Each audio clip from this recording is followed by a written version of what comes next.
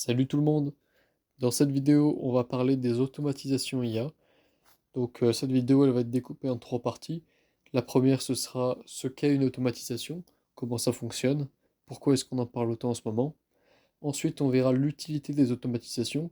Je vais vous parler des quatre plus grands intérêts, selon moi, à l'automatisation dans les entreprises. Et pour finir, je vous donnerai les trois types d'entreprises qui ont le plus besoin des automatisations, avec une liste concrète de toutes les automatisations qui sont le plus souvent demandées par les entreprises. Alors commençons par la première partie. Définition, qu'est-ce qu'une automatisation? Alors une automatisation, c'est simplement le fait de faire faire à une machine ce qui ne demande pas d'intelligence humaine.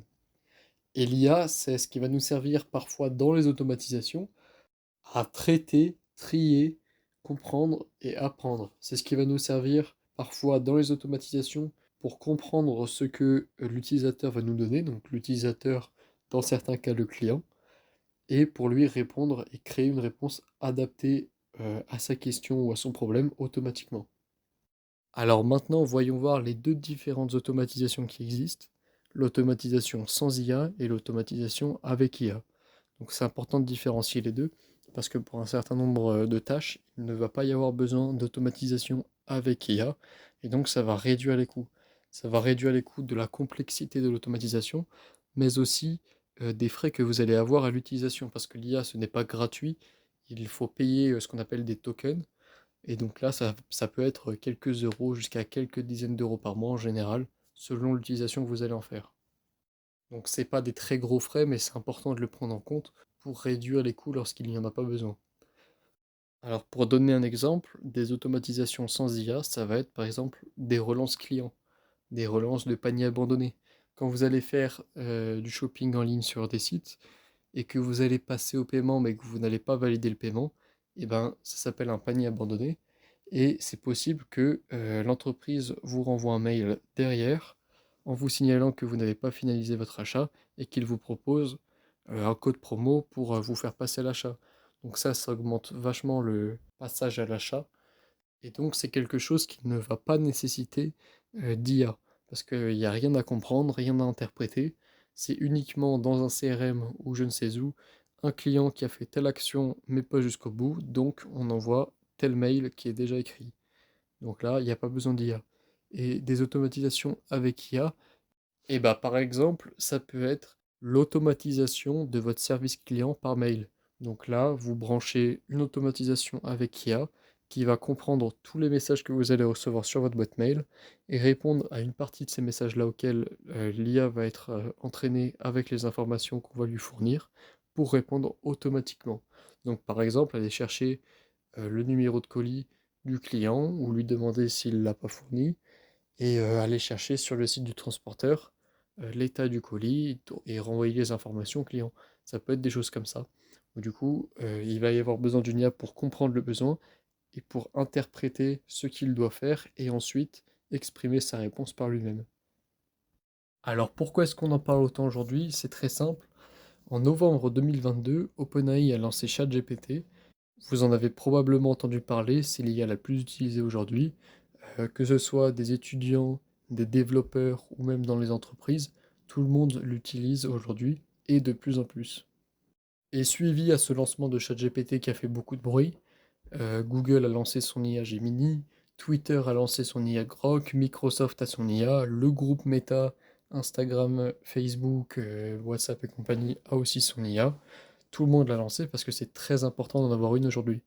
Il y a aussi une entreprise française qui a développé une IA. L'entreprise s'appelle Mistral, on en parle un peu en ce moment. Le problème de cette entreprise, c'est que l'IA a beau avoir de bonnes performances, l'entreprise n'est pas rentable. Si on en parle aussi, c'est parce que les IA sont de plus en plus utilisées dans les entreprises et qu'en France, on a énormément de lois, énormément de réglementations et de paperasse à faire dans les entreprises. Et donc, il y a de plus en plus d'utilisation de ces IA pour pallier à ces problèmes. C'est une très bonne solution lorsqu'on voit le prix des salariés en comptant les charges et tous les problèmes qu'il y a avec, d'automatiser une partie de ces tâches pour avoir une solution à un moindre prix. Alors maintenant, passons à la seconde partie. Quels sont les quatre plus grands intérêts à utiliser l'automatisation dans les entreprises? Alors la première de ces raisons, c'est que les IA font beaucoup moins d'erreurs que les humains. Il y a une étude qui a été faite sur les cabinets médicaux en ligne, où lors de consultations médicales en ligne, on a fait d'un côté des consultations faites par des IA et de l'autre par des humains. Et ce qu'il est ressorti, c'est que les IA faisaient le bon diagnostic, trouvaient bien toutes les pathologies, les maladies du patient et lui conseillaient les bons médicaments adaptés dans 77,1% des cas, contrairement aux humains qui, eux, avaient 10% de moins, 67,1% des cas seulement. Et pire que ça, les IA avaient un taux d'erreur néfaste pour le patient de 2,8% contre presque le double pour les humains, 4,6%. Et donc les erreurs néfastes, ça va être de ne pas conseiller le bon médicament, de ne pas avoir une certaine maladie grave, ça va être ce genre d'erreur. Donc ça, c'est des critères très objectifs qui sont aussi comparables aux entreprises, où on va voir des humains à des postes clés, que ce soit le service client, la logistique, le RH, ils peuvent parfois faire des erreurs. Donc mettre des IA pour ces calculs, pour ce service client, cette logistique, etc., pas forcément pour remplacer l'humain, mais plutôt pour l'aider, ça va booster sa productivité et l'empêcher de faire un très grand nombre d'erreurs. Après, il y a tout un tas de choses que cette étude ne prend pas en compte. Il y a la confiance qu'on a dans un humain, surtout pour les personnes âgées. Avoir un humain en face de soi et pas une IA, c'est quelque chose d'important pour le relationnel, la confiance, on se sent rassuré.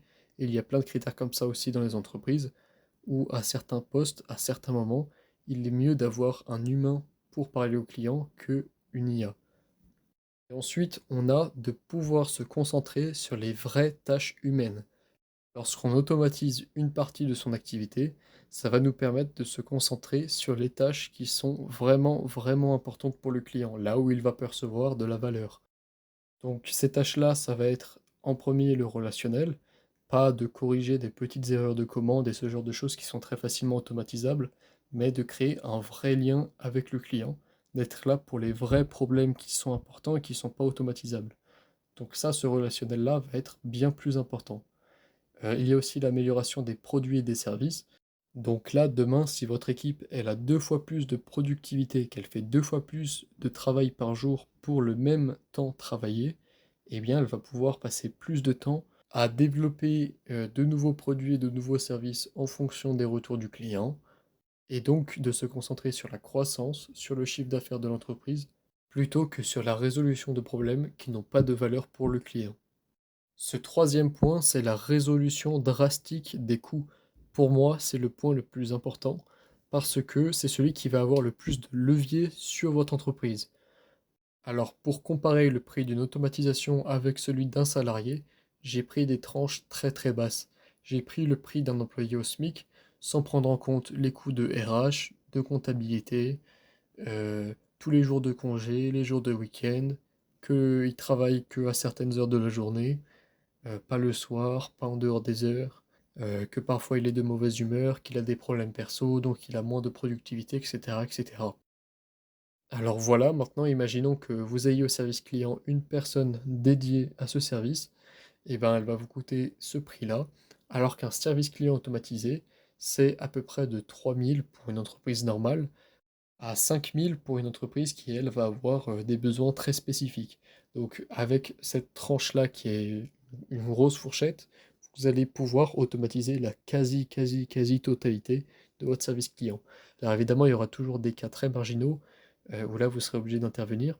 Mais là, vous avez automatisé la quasi-totalité du service pour ce prix-là, avec des frais d'entretien pour les mises à jour, pour que vous, si vous sortiez de nouveaux produits, de nouveaux services, et ben, vous puissiez les intégrer à l'outil, que en cas de problème, que vous puissiez être aidé. Donc là, si on part sur 4 000 euros, qui est une moyenne haute, et ben très haute même, on va être sur moins de 5 fois le prix d'embaucher quelqu'un. Évidemment, sans compter les prix de la RH, de la comptabilité, etc., etc. Donc, on passe au quatrième point, qui est de pourquoi vos clients ont-ils intérêt à ce que vous automatisiez votre entreprise? Eh bien, pour 3 raisons essentielles. Déjà, un service client automatisé, ça va leur permettre d'avoir des réponses instantanément, donc des réponses beaucoup plus rapides. Ils vont pas avoir besoin d'attendre 24 heures ou 48 heures et en plus, ils vont pouvoir avoir ces réponses à n'importe quelle heure. Donc ça, c'est le premier point. Ensuite, si vous automatisez plusieurs endroits de votre entreprise, que ce soit la logistique, RH, comptabilité, service client, quoi que ce soit, vous allez avoir des équipes qui sont beaucoup, beaucoup plus disponibles pour le client. Donc là, vos équipes vont se concentrer sur le ressenti du client, sur la valeur qu'il donne. Donc là, c'est très bénéfique pour le client. Vous avez aussi la réduction des prix, parce que économiser toutes ces charges, rendre vos employés beaucoup plus productifs, ça va vous permettre d'avoir des marges plus grandes. Donc très souvent de réduire vos prix ou d'apporter plus pour le même prix. On passe maintenant à la dernière partie de cette vidéo. Qui est-ce qui a le plus besoin de ces automatisations? Alors j'ai remarqué qu'il y avait trois types d'entreprises qui ont le plus besoin de ces automatisations. C'est en premier celles qui manquent de temps, donc des entreprises qui sont surbookées, et donc ces entreprises n'ont comme choix que d'automatiser ou d'embaucher. Alors comme j'ai dit avant, automatiser, ça permet de booster la productivité, doubler, tripler la productivité de vos employés. Donc vous n'allez pas avoir besoin d'embaucher, vous allez pouvoir accomplir plus de travail dans un même nombre d'heures de travail. Vous allez avoir ce deuxième type d'entreprise qui vont être les entreprises qui manquent de moyens, donc là les petites entreprises, qui selon moi sont celles qui ont le plus intérêt à l'automatisation, parce que ces petits moyens ne vont pas permettre d'embaucher, et donc se constituer une véritable équipe avec des automatisations, ça va leur permettre d'économiser énormément d'argent et de travailler comme s'ils étaient 10, alors qu'en réalité, ils ne sont que un, 2 ou 3. Dernier type d'entreprise, ce sont les entreprises qui marchent bien, qui gèrent bien leur temps et qui souhaitent se développer. Que ce soit du côté marketing, service client ou quoi que ce soit, l'automatisation va leur faire gagner énormément, énormément de temps. Imaginez demain que vous allez croître et doubler votre chiffre d'affaires sans embaucher une seule personne. Ce que va vous permettre d'automatiser. Je vais vous donner des exemples concrets des automatisations les plus souvent mises en place dans les entreprises. Alors, il y a les services clients automatisés, donc par email. Il y a aussi les services clients automatisés par appel, donc là, des IA en appel qui vont vous répondre et prendre les informations. Vous allez avoir le suivi des commandes, génération des devis, l'envoi de factures, les relances clients et des fournisseurs, la gestion des leads, le reporting, le suivi des colis, la réservation automatique, la gestion des stocks, etc., etc. Donc pour conclure, j'ai essayé de ne pas faire une vidéo trop longue. L'automatisation IA, c'est un levier surpuissant qui va permettre à une petite équipe d'agir comme si elle avait des dizaines d'employés. Celui qui ne l'utilise pas sera dépassé. Si demain, dans votre niche, vous avez un concurrent qui se lance avec 2 ou 3 fois moins d'employés et qui fait le même travail, voire plus que vous-même, leurs prix vont être énormément, énormément plus bas que les vôtres. Ils vont être plus productifs, plus réactifs et avec des tarifs concurrentiels aux vôtres. Donc soit vous êtes le premier qui entend parler des automatisations et qui souhaite en mettre en place en faisant appel à des agences comme la mienne, ou alors vous serez sûrement dépassé lorsque vos concurrents les utiliseront avant vous. Dès qu'on parle d'IA, on a l'impression qu'on parle de quelque chose de futuriste, mais c'est quelque chose qui se passe aujourd'hui. Il y a de plus en plus d'entreprises qui automatisent, alors c'est le moment ou jamais. Cette vidéo est la première d'une longue liste, je vais poster très fréquemment, donc abonnez-vous si vous voulez suivre la suite et en apprendre plus, et je vous souhaite de passer une très bonne semaine.